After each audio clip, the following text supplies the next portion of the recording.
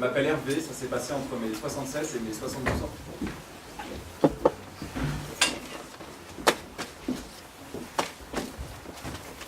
Bonjour, je m'appelle Pierre, ça s'est passé entre mes 32 et mes 37 ans. Bonjour, je m'appelle Pauline, ça s'est passé entre mes 26 et mes 31 ans.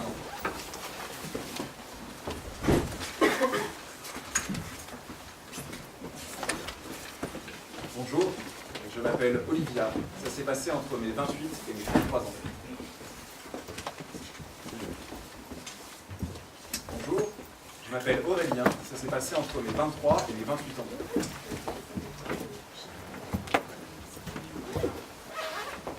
Bonjour, je m'appelle Jeanne, ça s'est passé entre mes -3,5 et mes 1,5 ans. Bonjour, je m'appelle Bernard, ça s'est passé entre mes 62 et mes 67 ans. Bonjour, je m'appelle Patrick, ça s'est passé entre mes 47 et mes 52 ans. Bonjour, je m'appelle Naomi, ça s'est passé entre mes 32 et mes 37 ans. Bonjour, je m'appelle Morgane, ça s'est passé entre mes 27 et mes 32 ans. Bonjour, je m'appelle Julien et ça s'est passé entre mes 22 et mes 27 ans. Bonjour, je m'appelle Nadège, ça s'est passé entre mes 23 ans et mes 28 ans. Bonjour, je m'appelle Sergueï et ça s'est passé entre mes 24 et mes 29 ans. Bonjour, je m'appelle Geoffroy, ça s'est passé entre mes 32 et mes 37 ans.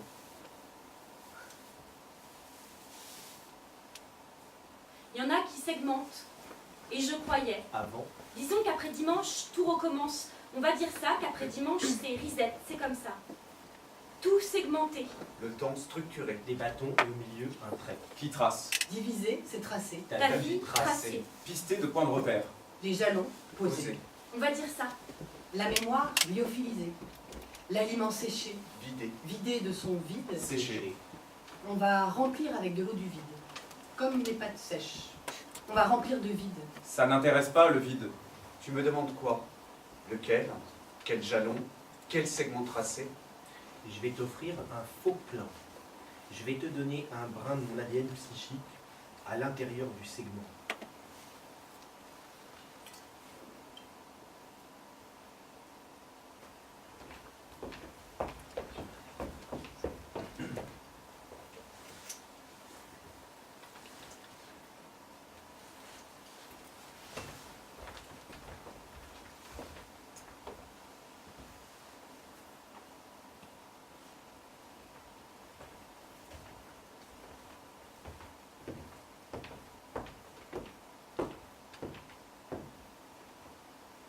« 24, 12, 12. Déjà, j'adore cette date. 12 plus 12 égale 24. C'est presque une date parfaite. J'adore la noter dans les papiers de sécu. C'est la date de naissance de mon fils. J'aurais beaucoup aimé qu'il naisse le 12, 12, 12, mais c'était un peu tôt. Le terme, c'était le 21, 12, 12, qui était censé être la fin du monde pour les Mayas, et on trouvait ça assez classe. Mais quand j'ai vu qu'il allait naître après terme, j'ai eu qu'une peur. C'était qu'il naisse le 23. C'était la seule date moche de la période. 20, 12, 12, c'était beau. 2012, 2012. 21, 12, 12 aussi. 2, 1, 1, 2, 1, 2.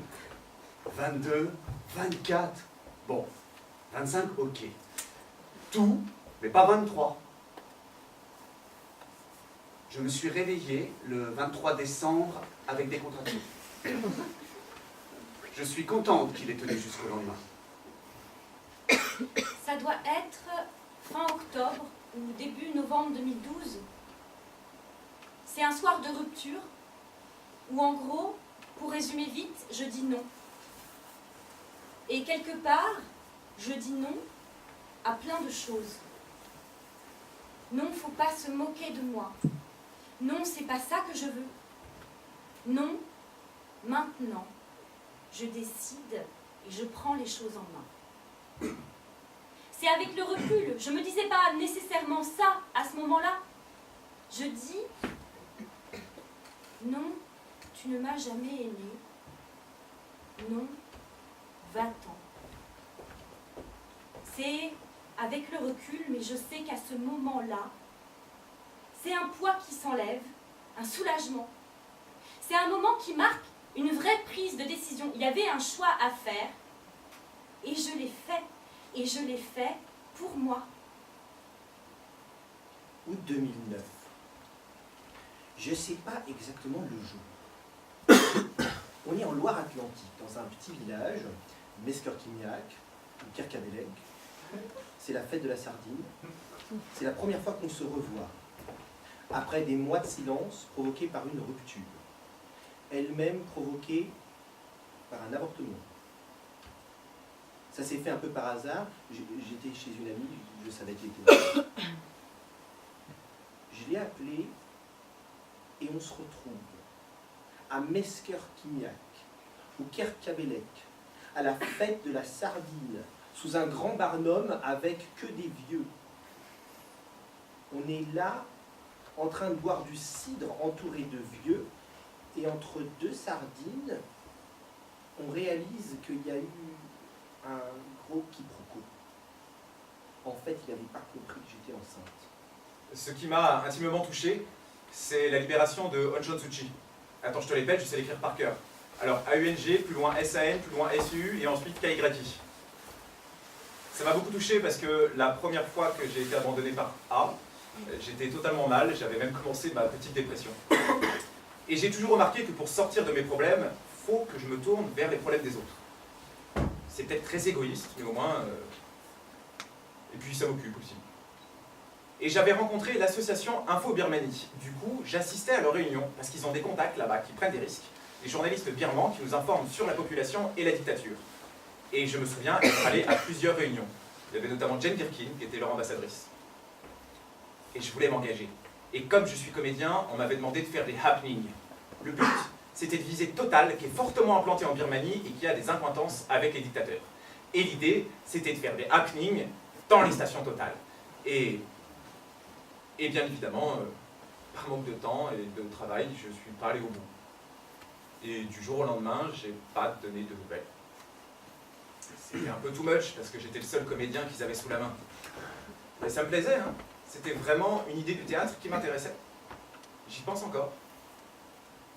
Mais j'avais fait une dépression, je ne pouvais pas tout gérer. La pauvre Aung San Suu Kyi, je l'ai laissée dans sa maison. Et j'étais ravi en 2011 qu'on la libère. Sachant que j'ai toujours eu conscience que c'était une posture politique, que la junte l'a libérée pour redorer son image, mais la population est toujours brimée, que les votes ne sont pas démocratiques. En tout cas, pour moi, c'est vraiment un événement important, et en plus, je la trouve belle. Vraiment. C'est un événement qui me touche personnellement. Jérôme Kerviel. Parce que c'est le genre de personnage qu'il incarne. Le monde de la finance, cet homme complètement speed qui fait 15 000 vies, une. J'ai un rapport de fascination et de répulsion. En tout cas, il ne me laisse pas du tout indifférent. En plus, personnellement, je le trouve beau. Je me suis dit, waouh, c'est un beau criminel, costard cravate, tout ce que j'aime. Même si je pense qu'il est coupable, je pense que c'est la société qui engendre ces monstres. On remet en cause le système. On cherche les raisons psychologiques dans son parcours. Mais le système, non, on ne le remet jamais en cause. C'est l'homme qu'on remet en cause. Et ça permet de justifier qu'il y a des gens forts qui arrivent à tenir dans ce système et des gens faibles. Mais c'est une espèce de darwinisme social. J'avais bossé en boîte de nuit. J'y suis allé à 8h du matin, et étant un traumatisé de 2002, je me suis dit, faut voter. Utile. Attends, non, j'ai voté Eva Joly au premier tour. Bah oui, une femme pas corrompue, a priori, c'est rare. Enfin, une politique. Enfin, un politique. Et je me souviens d'avoir voté Hollande. Alors quand est-ce que j'ai voté Eva Joly? Aux européennes. Et je me souviens d'avoir eu une larme parce que j'avais voté par défaut. On était chez des amis, j'avais fait une bouffe le midi. Et puis on a passé la journée à picoler et à fumer. Et puis, on attendait les résultats et on regardait si ça tombait pas sur des sites pas français. Et à 20h, on a allumé la télé. On a vu que c'était lui. On était contents et on a éteint la télé. On était en vacances.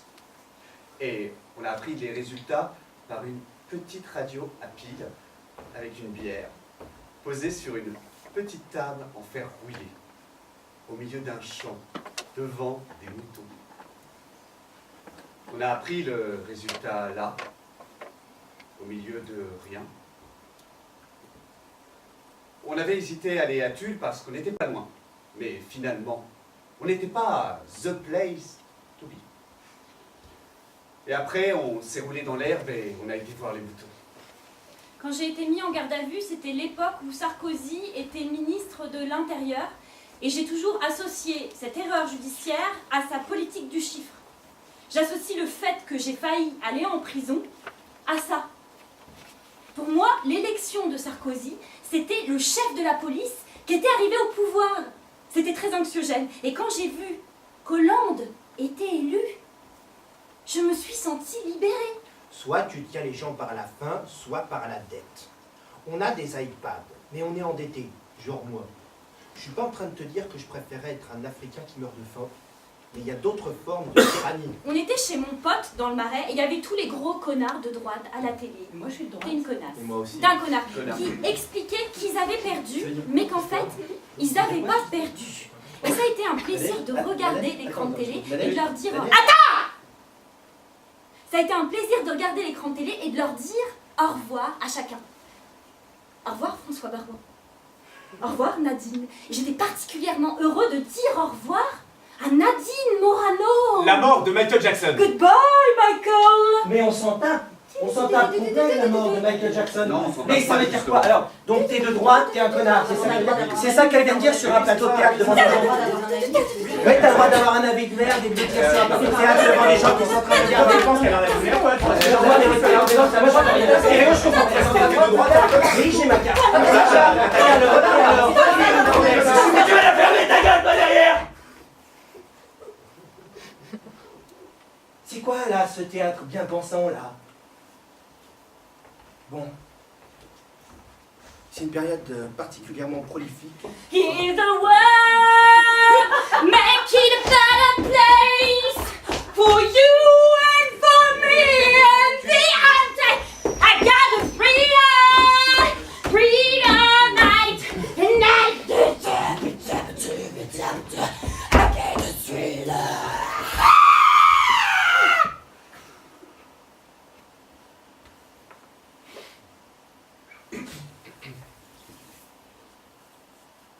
MJ passé, trépassé, passé l'arme à gauche.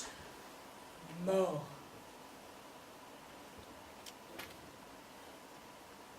Accessoirement, ma grand-mère. Accessoirement, je m'étais engueulée avec elle parce que j'avais une barbouze.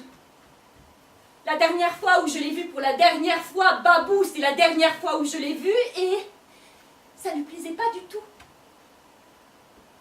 Cette histoire-là, que le monde, il continua sa tournée et ma barbouze poussait sans elle. La barbe pour elle, la barbe pour elle, la barbe, et que elle puisse pas continuer avec le monde tourner et ma barbouze pousser parce qu'elle sentait bien que c'était la fin. Non, peut-être pas. Si, c'était la fin. Alors, elle me dit... Rase-toi. Mon préféré. C'est le petit dernier. Pas toi, l'impère. C'est mon préféré. Le tout petit, le tout mignon, le tout puceau, qui n'a pas grandi, qui grandira jamais, qu'après moi personne grandira jamais, le monde entier avec une gueule de prépubère. Pas toi, barbe, pas toi, je te pas, je t'aime plus. Et elle est morte. Et j'ai trouvé ça un peu gonflé de sa part. Et ça m'a énervée d'avoir mal comme ça, après que tu sois morte il y a 5 ans, d'avoir mal comme ça m'a énervée.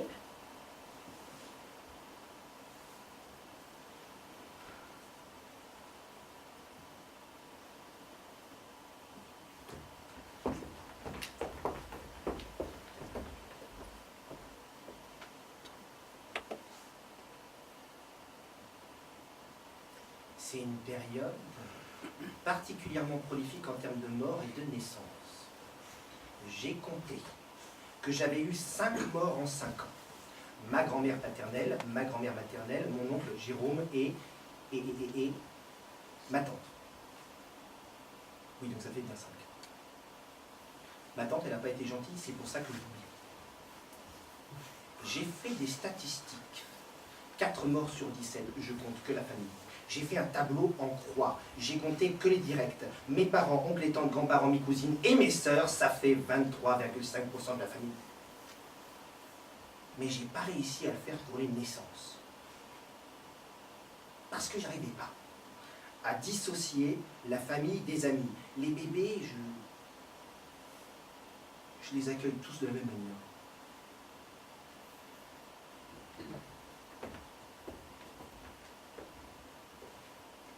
C'est vraiment une période importante.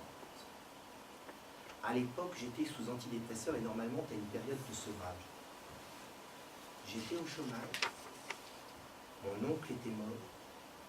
C'est le Noël où ma grand-mère est morte. J'avais plus d'antidépresseurs et j'ai décidé de rester sans antidépresseurs.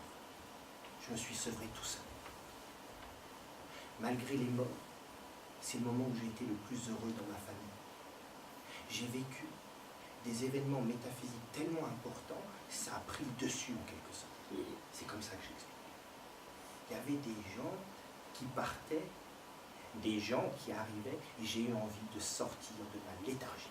Être à la périphérie de la périphérie. C'était une vraie expérience de ce que c'est la banlieue.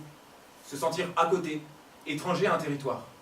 On était la maison des petits Parisiens. Ça aurait été facile de l'oublier en venant à Paris, mais on y était au moment où les barques de Balzac ont été détruites.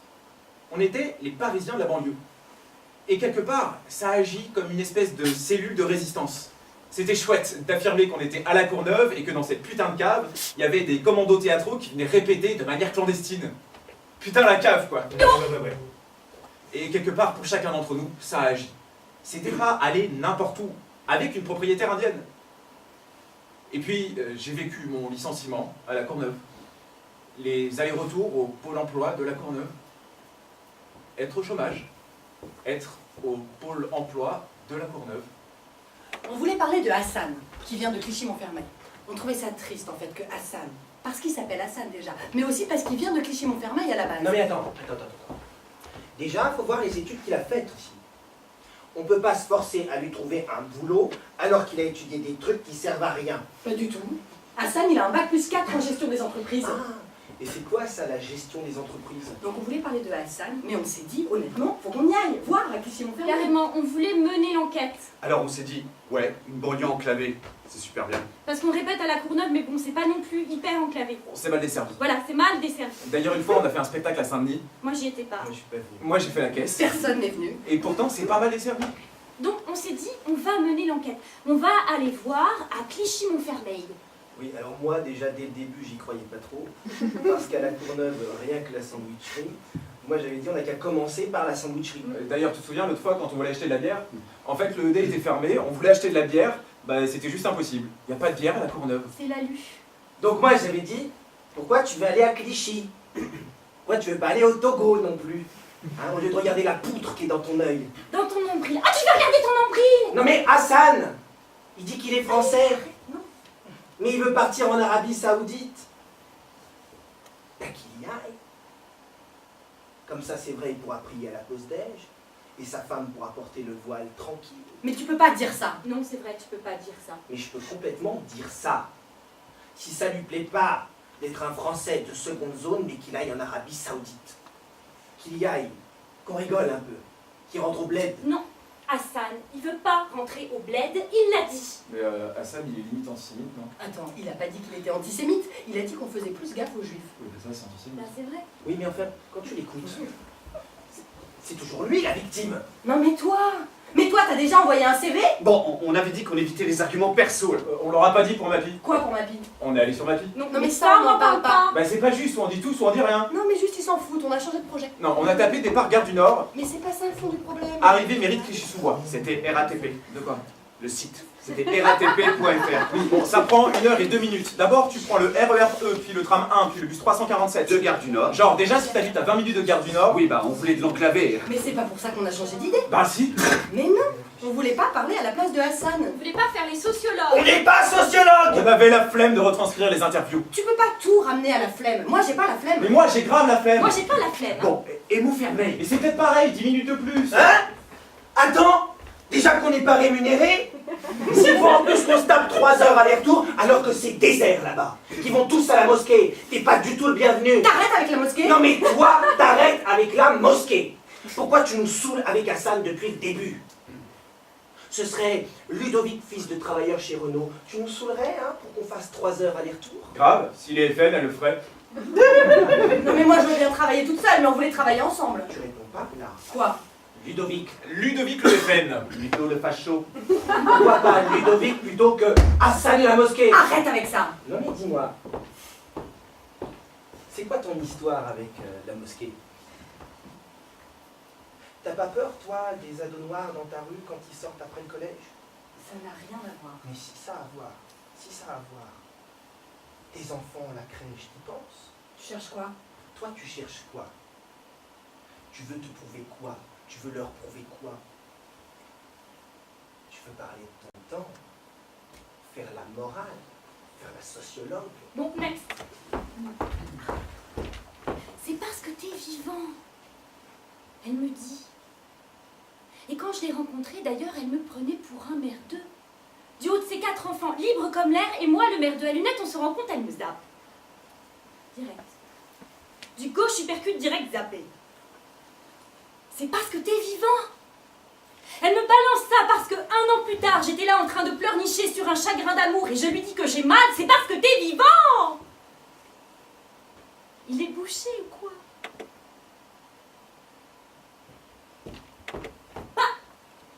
Elle est où la scène underground? Partout où tu iras. C'est ce qu'elle m'a répondu après, par texto. Parce que c'est la femme avec qui je vis. Parce que c'est la personne avec qui je pense vivre un long moment, si ce n'est toujours. Parce que, oui, c'est la personne que j'aime. La personne avec qui j'imagine mon avenir. Parce que, même si je devais perdre mon métier, ou plein d'autres choses, j'imagine pas la perdre elle. Je suis tout le temps avec elle. J'ai tout le temps envie d'être avec elle. À l'intérieur, je romps avec elle et je me remets avec elle.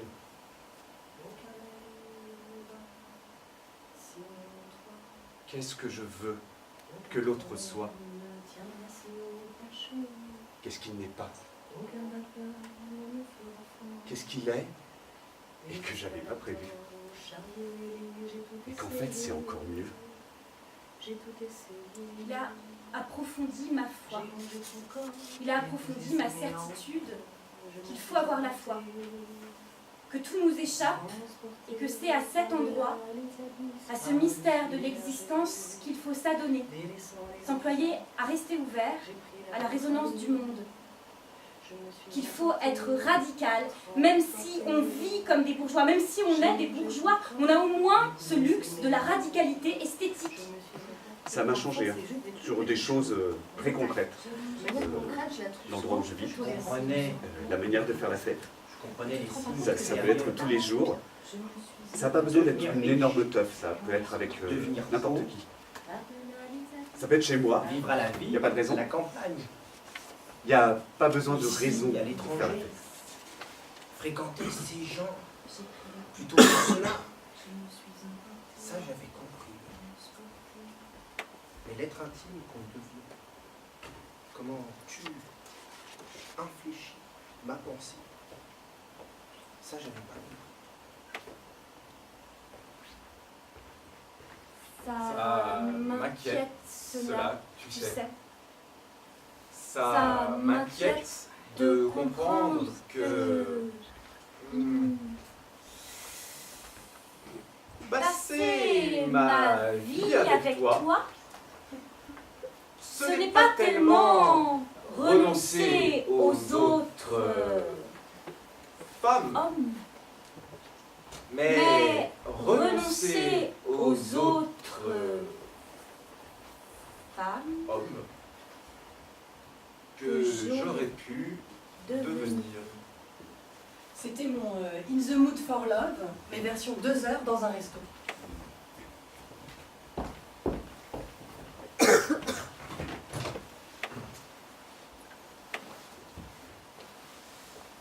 Je suis très content que tu m'aies rappelé. Je pensais pas que tu rappellerais. Pourquoi? Oh, tu le sais, les garçons se le disent, mais ne le font pas. Il m'est arrivé de ne pas le faire, mais pas quand je l'ai dit. Je sais pas tomber amoureux. Je sais pas passer ce cap. Ou alors ça dure pas. J'ai aimé ce mec, ça a duré 4 jours. Dès que je l'ai vu, j'ai su qu'il pourrait m'accompagner. J'ai su que nous nous prendrions dans les bras. Et on l'a fait. C'était à Paris. Un week-end? Un jour, il m'a appelé de Londres et je l'y ai rejoint. Puis il est rentré à New York, un Américain. Et je l'ai suivi. Dès mon arrivée, j'ai su que c'était fini. Et je suis quand même resté 6 mois à New York. Je sais, je la connais l'histoire. Un jour, il était une fois, j'ai retrouvé D à Melbourne. J'ai tout de suite su que c'était fini. Et pourtant, je suis resté 3 mois. On avait fantasmé la relation à distance. Nous, on n'a rien fantasmé du tout. On était bien ensemble. C'était évident. Oui. Un mot comme ça. Mais un jour, je lui ai dit quelque chose qui a été rédhibitoire. Une chose. Ça a tout balayé. Clac, prends ça dans ta gueule. Lui ne dit rien. Et c'est... Lui sait, mais ne dit rien. Et c'est... Tu le sais. Lui sait toujours, mais ne dit pas la chose. Je suis ses repos.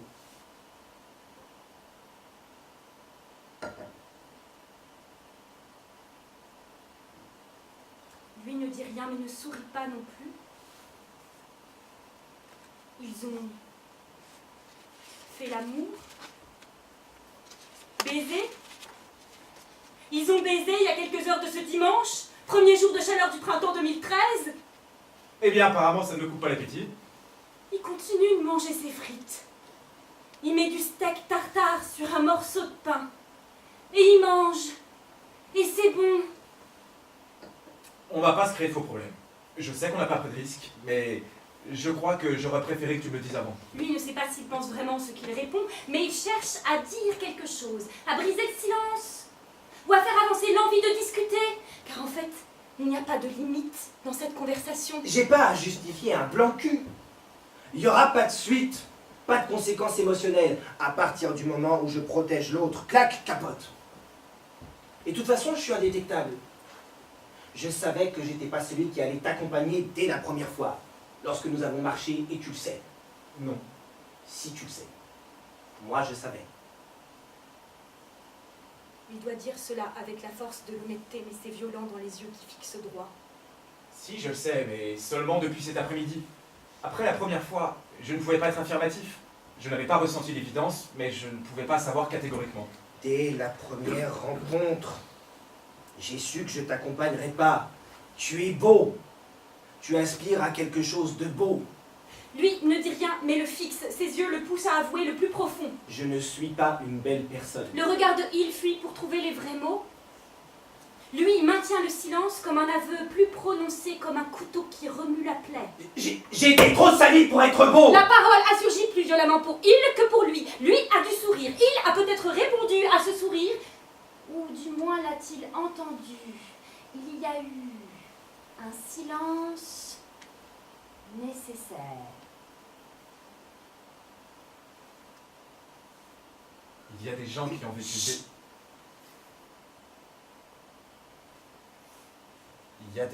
ont vécu des années sur le même canapé et qui n'ont jamais eu cette conversation. Il y a des gens qui vivront des années sur le même canapé et qui n'auront jamais cet aveu. Il maintient le silence, mais ce silence reste ouvert. Je vais essayer de te poser une question. Je sais d'avance qu'elle ne fait que répondre à un questionnement égocentrique de ma part, mais je voudrais te la poser quand même. Ah bah vas-y, on est là pour ça. Quand tu as dit « Je savais dès la première fois que je ne t'accompagnerais pas », était-ce par rapport à toi, à ta vie, disons ton rapport à l'autre, ou est-ce moi qui dégage non pas une odeur, Dans un sourire poker. mais quelque chose qui t'a fait dire « Ce garçon n'a pas envie d'être avec moi » ou avec quelqu'un d'autre, trop libre. Je te dis cela en t'ayant avoué que j'ai pris conscience plus tôt qu'il n'y aura pas de relation de couple entre nous. Oui. Voilà, et je vais rentrer chez moi certain de cela. Et pourtant, je te pose la question.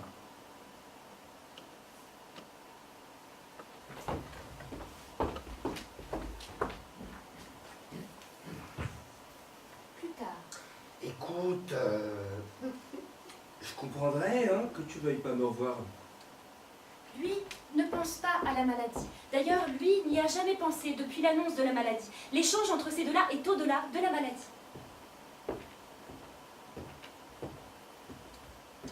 Je pense pas que tu es sale. Oui. Non, pardon, non, c'est parce que tu as dit trop sali, ça n'a rien à voir. Oui, non, pas sale. Non, pardon, non. Trop sali, ce n'est pas la même chose. Je voulais dire, je pense que tu es une belle personne. Il ne dit rien, mais lui espère qu'il a entendu ce que lui voulait vraiment dire. Une belle personne. Il tend sa cuillère de tiramisu à lui. Lui la prend dans sa bouche. C'est que ce tiramisu est très bon. C'est ça que j'aime chez toi. Je te dis goûte et tu prends. Tout est simple. Mal au bas-ventre sur la partie gynécologique. Je sens beaucoup plus mon stérilet, comme s'il était descendu. J'observe avec les mains, autour de l'entrée de mon vagin, qu'il y a 2 boucles de fils en nylon qui pendent. J'ai peur de le perdre. Je ne sais pas quoi faire, j'essaie de renfoncer comme un tampon, et là, d'autres femmes arrivent. 2 ou 3, nous sommes chez moi. M dit qu'elle a eu des problèmes de stérilet, et donc elle ne l'a plus. Je ne sais pas qui sont les autres femmes présentes. Peut-être ma mère. Je profite de l'occasion, honteuse, pour annoncer que j'ai aussi un problème avec mon stérilet, qu'il est descendu, que je le sens. On me dit qu'il s'est déplacé, qu'il vaut mieux l'enlever en tirant sur les fils, quitte à m'en faire reposer un autre. Je le fais, avec la crainte de tout m'arracher et de la douleur. Finalement, ça va. Tout se décroche. Ça ressemble à un appareil génital interne. Vagin, col de l'utérus, ovaire. Et en même temps, une double image m'apparaît quand j'ai ça sous les yeux. Phallus et testicules. On me dit de mettre tout à la poubelle. Cette action est cachée. Elle doit le rester. Je repense en permanence à une discussion que j'ai eue avec mon frère. C'était 1 an après l'affaire Kerviel. En fait, il y a un mec qui a écrit un livre, qui était directeur de la communication de la Société Générale. Et en fait, 1 an après l'affaire, il a écrit un roman où il raconte comment ça s'est passé de l'intérieur. Et on est à table, et mon frère commence à parler de ça, et il est ultra choqué, et il trouve ça vraiment nul d'attaquer en l'occurrence la Société Générale, mais qu'il considère comme... Un homme à terre. Et surtout, il comprenait pas ce que ce mec avait à gagner à faire ça. Mais putain, ce mec, il va gagner quoi? Au mieux 10 000 € en droit d'auteur, alors qu'il était directeur de la com, qu'on lui a offert Boursorama en récompense pour ce qu'il avait fait. Il avait été remercié pour qu'il ferme sa gueule. Et il se trouve que ma mère était en train de lire le bouquin. Oui, effectivement, il a prévenu ses collègues la veille de la sortie du livre. Il savait qu'il allait tout perdre, mais il l'a fait. Et mon frère, vraiment, il comprenait pas. Il comprenait pas. Mais tu peux pas comprendre qu'à un moment donné, ton honneur, en termes de construction identitaire, tu vois, tu préfères tout perdre, mais être au clair avec toi-même plutôt que de te taire. Mais pour moi, quand on est à ce niveau-là de responsabilité, on sait qu'on est payé pour fermer sa gueule. Dis donc. Mais on sait qu'on est payé pour avaler des couleuvres. Et si ce mec-là, à ce niveau-là de responsabilité, avait pas compris ça, mais c'est qu'il n'était pas à sa place. C'est qu'il y avait un problème de casting, qu'il avait rien à faire là. T'es vraiment en colère. Maman dit quelque chose. Bon, ça suffit les enfants, c'est Noël, merde. En marchant, je dois anticiper d'aller voir la gynécologue pour me faire poser un nouveau stérilet. Je pense à la sensation de morsure à la pause. Je me demande si ça fera aussi mal, ou plus. J'ai failli m'évanouir la première fois. Et aussi, je sais pas comment je vais faire, je suis plus protégé dans l'intervalle. Je monte sur le toit d'un bâtiment qui ressemble à mon internat de lycée la nuit. Une femme sort de nulle part, escalade à côté de moi et me demande si elle peut rentrer aussi. Je lui dis, le lieu est bien là, mais l'accès est interdit au public. Je me retrouve à avoir un acte sexuel obligé avec une personne. Pénétration. Je ne pense qu'à mon stérilet enlevé récemment. Mon vagin doit être très ouvert encore. J'ai peur de saigner et que le pénis de la personne, c'est donc censé être un homme, soit maculé quand il se retirera. Ce n'est pas le cas. Quand il, elle, a fini, il, elle, se lave sous la douche juste en face de moi. Je la regarde faire. Ça devient clairement une femme à ce moment. Tout au long de la douche, il n'y a pas de rideau. Je crains une remarque sur le fait que j'ai saigné. La femme est satisfaite. Un homme, la trentaine, arrive. Ça pourrait être Cyril Test ou Jérôme Bell. Enfin, un artiste contemporain à la mode. Il demande à la fille, c'est sa sœur, comment ça s'est passé? Elle répond que c'était très humide, sans doute parce que j'étais excité. Je ne contredis pas. Rassuré qu'il ne s'agisse pas de sang. Le sang est sale, il faut le cacher. Elle me demande si je n'ai pas eu mal parce qu'il y a été fort. Je lui dis que non. Elle me fait comprendre que si ça n'avait pas été aussi fort, elle m'aurait sodomisé. Je comprends que c'est ce qui m'attend, quoi qu'il arrive.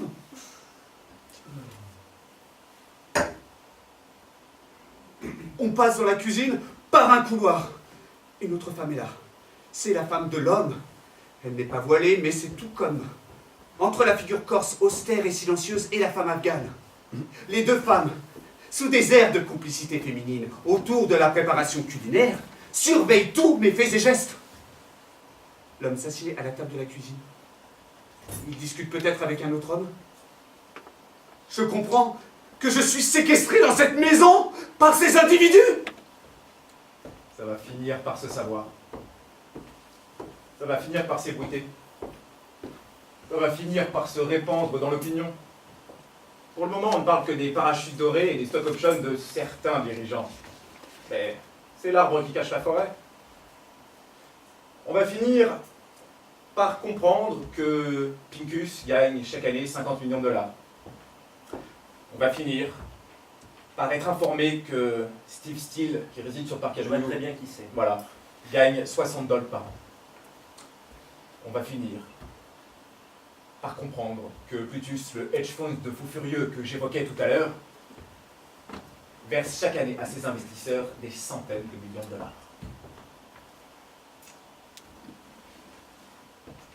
Le jour où ça va péter, le jour où une crise plus aiguë qu'une autre va faire descendre dans la rue des centaines de millions de salariés écœurés, issus des classes moyennes, aigris, désespérés, les premiers à qui ils seront tentés de s'en prendre, ce sera nous. Ce sera moi. Ce sera Vincent. Ce sera Steve. Ce seront les family offices, les investisseurs, les milliardaires qui investissent dans les hedge funds.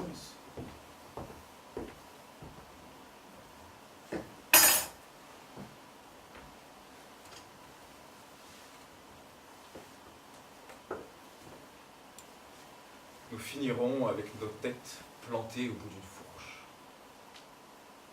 Et moi, le jour où je sens que ça bascule, j'arrête. Le jour où je vois poindre une fourche, je fais comme tu dis. Je coule des jours paisibles loin d'ici, je concrétise mes rêves les plus fous.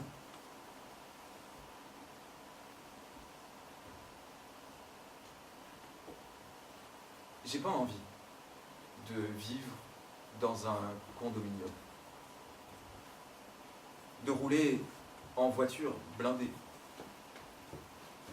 de porter un gilet pare-balles, de jouer au tennis, entouré de gardes du corps, avec mes enfants sous protection judiciaire.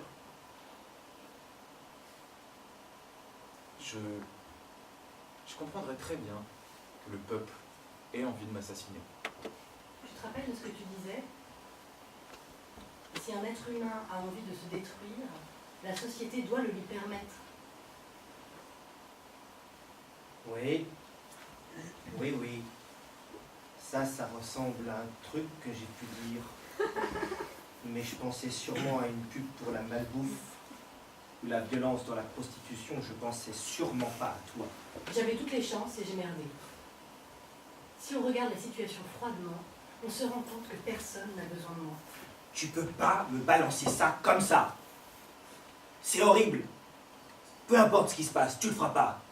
Je peux pas t'entendre dire que tu as l'intention de te suicider.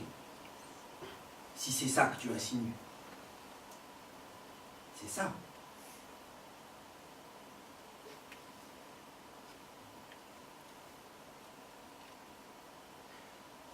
Ça leur ferait quoi à tes parents, à ta sœur? Je sais pas. T'avais ce genre d'idée avant aussi parfois, mais ça passait. C'est horrible sur le moment. Mais ça passera. Ça arrangera. Sauf que c'est pas vrai. Arrête. Arrête quoi? T'as déjà réussi à surmonter ça. L'homme me prend à part et m'emmène avec lui, en calèche, ailleurs. Il faut partir, déménager, changer de pays, me déplacer. Il me montre une sorte de couteau suisse de torture et m'annonce qu'on va bien s'amuser ensemble. Sous-entendu, je vais m'en prendre plein la gueule. J'ai très peur. À ce moment, je suis un jeune homme. Puis, dans un café, à l'américaine, avec son garde du corps et lui.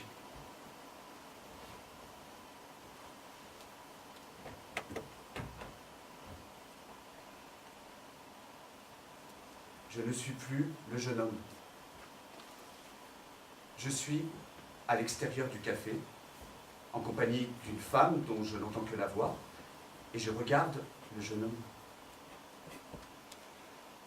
Il est arrêté par le service des douanes, parce qu'il n'a pas de permis de travail ou autorisation aux normes d'être sur le territoire, a priori américain. L'homme et son garde du corps sont à l'intérieur, crispés. Je me dis que c'est enfin une brèche. Il va pouvoir profiter de son interrogatoire pour désigner ses agresseurs. Alors il prend une cigarette et il sort un briquet qu'il allume. Le briquet ne marche pas.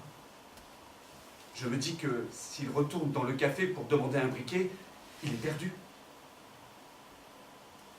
Il le sait aussi. Il a une micro-hésitation. Il prend un chalumeau et allume son briquet avec. La flamme est énorme. Il a une expression folle et déterminée. Il se met le visage dans la flamme, recommence plusieurs fois jusqu'à se brûler le visage. On se retourne pour ne plus voir ça. Je suis triste qu'il ait fait ce choix si près de sa délivrance. La personne à côté de moi déblatère déjà l'histoire de ce jeune homme, comme une légende urbaine qu'on se glose de raconter.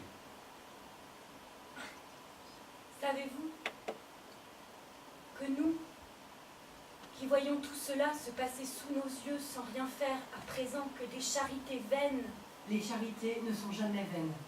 et sans vouloir tuer la guerre, Mon enfant, ma pauvre enfant, mon enfant, ma petite enfant, tu ne parles pas comme une petite fille. Tu ne parles pas comme une petite chrétienne. Surtout, ne te mets pas en colère, c'est aussi un grand péché. sans rien faire à présent que des charités vaines, et puisque nous ne voulons pas tuer la guerre, nous sommes les complices de tout cela. Nous qui laissons faire les soldats, savez-vous que nous aussi, nous-mêmes, nous sommes les tourmenteuses des corps et les damneuses des âmes. Nous aussi, nous-mêmes, nous souffletons Jésus en croix. Nous aussi, nous-mêmes, nous profanons le corps impérissable de Jésus. Complices.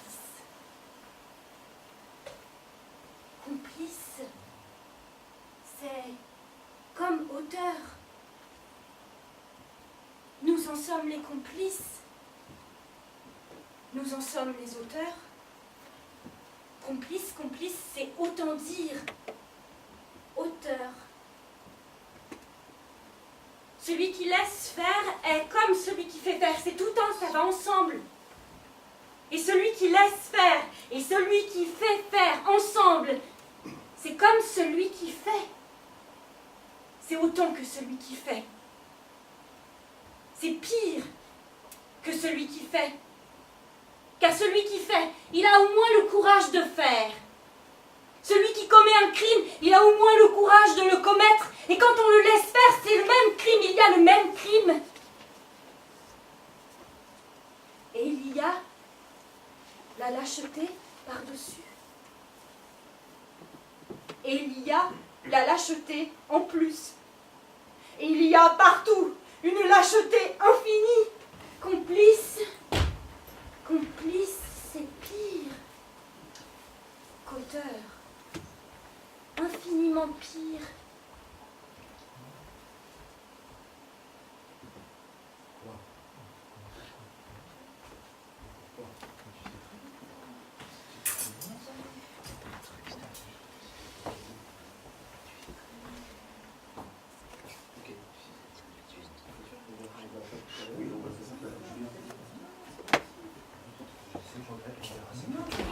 Oh! J'ai dit que c'était pas le moment, bordel de merde!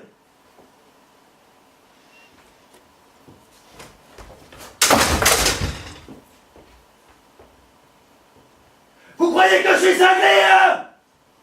C'est ça qui vous a dit? Alors écoutez-moi bien!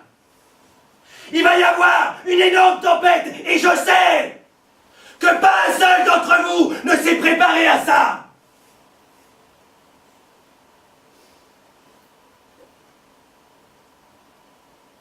Tu penses que je suis cinglé? Oh, je te parle. Toi, tu penses que je suis un voleur? Alors dormez bien dans votre lit cette nuit, parce que si jamais ça nous tombe dessus, il n'y aura plus de lit, plus de maison, plus rien. Проснулись.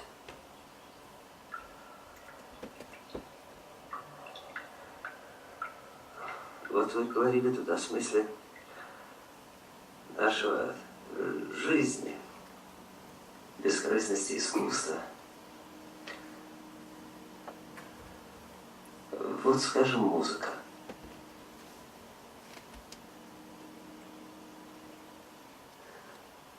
Она и с действительностью-то менее всего связана.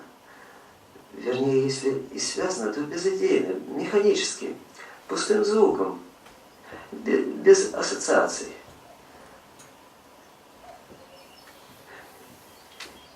И тем не менее музыка каким-то чудом проникает в самую душу. Что же резонирует в нас в ответ на приведенный к гармонии шум и превращает его для нас в источник высокого наслаждения и объединяет, и потрясает? Для чего все это нужно? И главное, кому? Вы ответите никому. И ни про чего так. Бескорыстно. Qu'est-ce donc qui résonne en Да nous нет, à ce qui n'est jamais qu'un bruit вряд ли. harmonisé? Ведь все в конечном счете имеет свой смысл. И смысл, и причину. Mais maintenant, je ne me fâche plus. Et même quand ils se moquent de moi, et maintenant, je les aime tous. Mais maintenant, je ne me fâche plus. Et maintenant. C'est le passeur. Le type qui parle, c'est comme ça qu'on l'appelle. Que les deux autres l'appellent. Le passeur. La douleur de pouvoir Le passeur. et de ne pas pouvoir aimer deux personnes en même temps. Moi, je crois qu'on peut aimer deux personnes en même temps. Quand j'étais petit, ma mère disait que notre cœur, c'est pas comme un gâteau qu'on découpe en plusieurs parts. Que plus on aime, plus on développe sa capacité d'aimer. Moi, je crois ça. Mais dans la vie, on n'est pas à plusieurs endroits en même temps. Je crois qu'on peut difficilement vivre deux histoires. Alors il y a forcément quelqu'un qu'on aime de loin, voire de très loin. J'ai vécu cette douleur. Oui. Et c'était une douleur très douloureuse. Un déchirement, l'âme scindée, l'intérieur à l'intérieur de soi. C'est une douleur d'aimer dans la dépossession. D'aimer quand on n'a rien d'autre à offrir que ce sentiment, et encore, même pas exclusif. Aimer. Souhaiter le bonheur de l'autre, mais savoir qu'on n'est jamais complètement désintéressé. Souffrir de sa tristesse, mais souffrir aussi de son bonheur. Et tout cela en étant soi-même heureux dans l'amour qui est vécu proche et quotidien. C'est le train, c'est le matin. Ma douleur, C'est le jour du retour. cela du moins est à moi. De la banlieue, de la nuit, où il s'était bien marré toute la nuit, tout bourré, tout MD, ce matin au retour de la nuit. Fait jour, désormais, jour, à jamais, c'est sûr et certain, à Gare du Nord, fait printemps au retour de la nuit le train. Tout bourré et tout MD, Surtout elle, tout MD. lui tout bourré, Il fait gaffe à tout MD, tout bourré. pour pas qu'elle se casse la gueule. Rentrée de soirée, tout bourré, tout MD, rentrée. De cette dernière soirée là-bas. De cette dernière maison de banlieue et jardin. Qu'on reverra plus parce qu'elle sera vendue, louée, jetée, les fleurs jetées, déracinées du jardin à la poubelle. Les proprios y récupèrent. Ils ont le droit, Et c'est pour ça qu'il y avait eu cette soirée. nuit, et que tout bourré et tout MD, ils avaient bien rigolé dans l'émotion du bordel. Tout MD balançait des loves à l'étage. Alors que tout bourré, lui, s'était réfugié dans la cave pour faire genre des débats spliffs. De cette dernière maison rentrée qu'on reverra plus jamais. Que les proprios y récupèrent. Ils ont le droit, Que c'est pas grave. parce qu'on a des choses à se dire. Là, Maintenant, à Gare du Nord. Tout bourré et tout MD, ils ont des choses à se dire. Et que c'est pas une histoire de cul. Là. Dans le bistrot où ils sont. Là. Avec le café.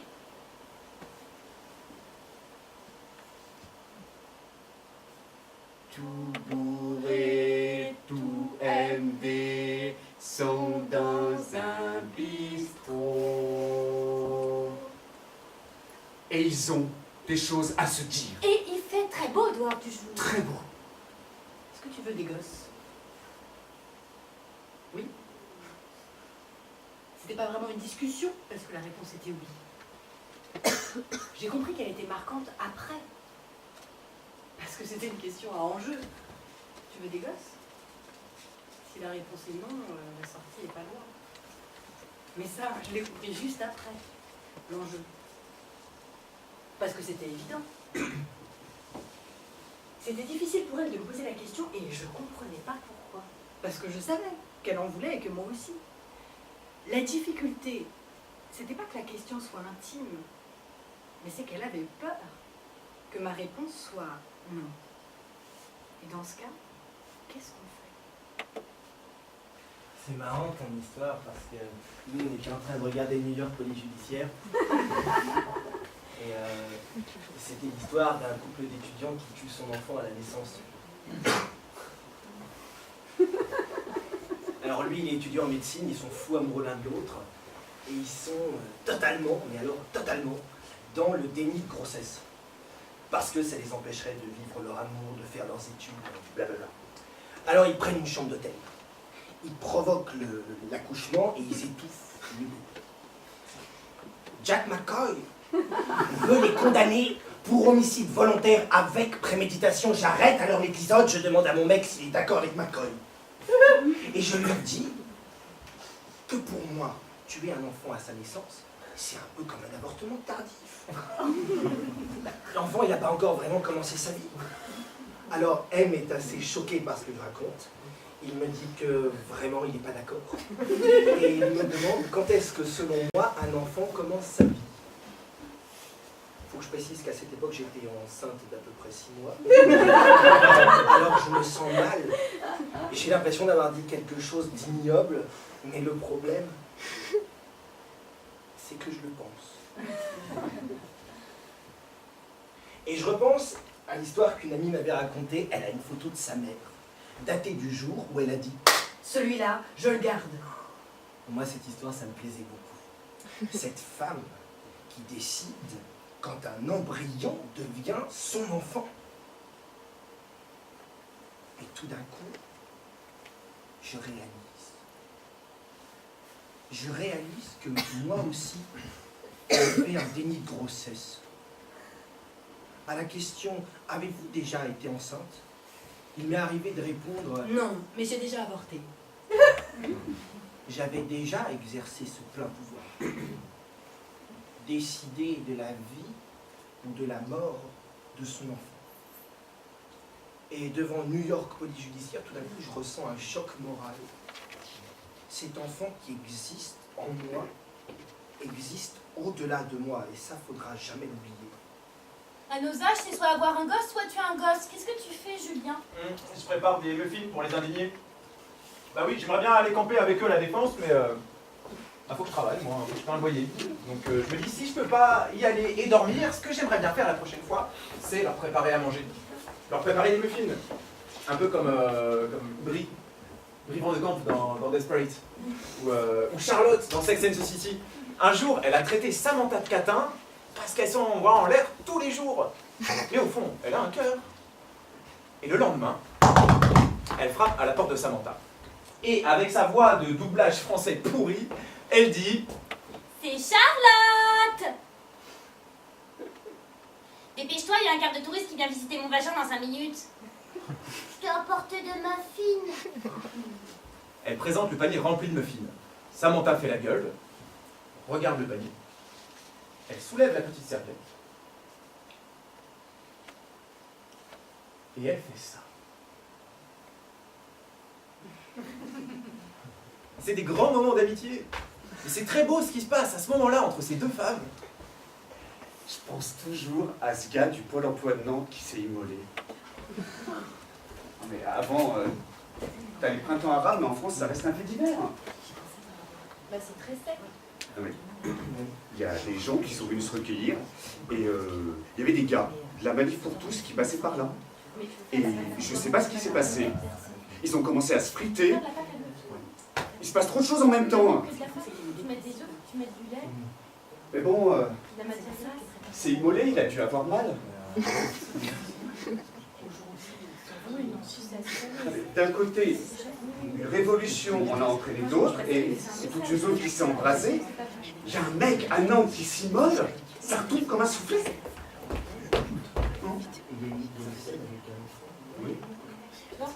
Il faut que tu mettes de la levure parce que sinon ça va pas te faire des muffins, ça va te faire des pâtes à crêpes molles, bof. Ce serait bien qu'on lui rende hommage à ce monsieur quand même. Ah, parce qu'il oui, il avait des antécédents compliqués. Il était au bout du rouleau. Mais Trop salé. il s'est pas jeté sous un train. Bah non, il s'est immolé. And I know that is true. All the fires burn through. Well, you know I've played so hard. And the lights grow so dim. And my time's getting slim. All the words just don't mean much. And I know I'm saying goodbye. And I know that I'm going down to die.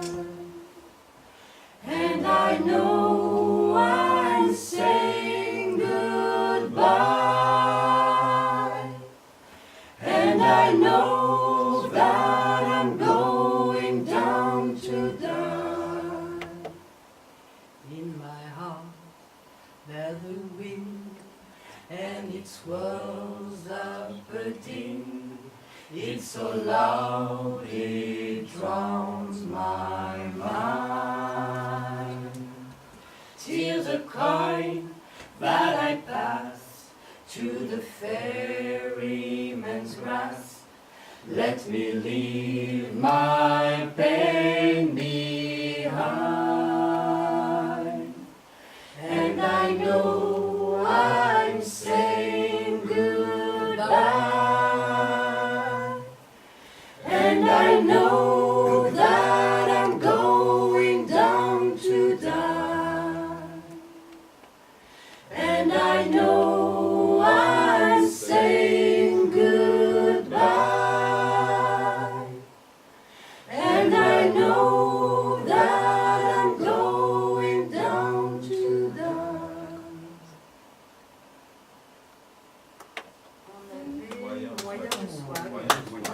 Ouais, ça c'est quoi le soin là Le swag, c'est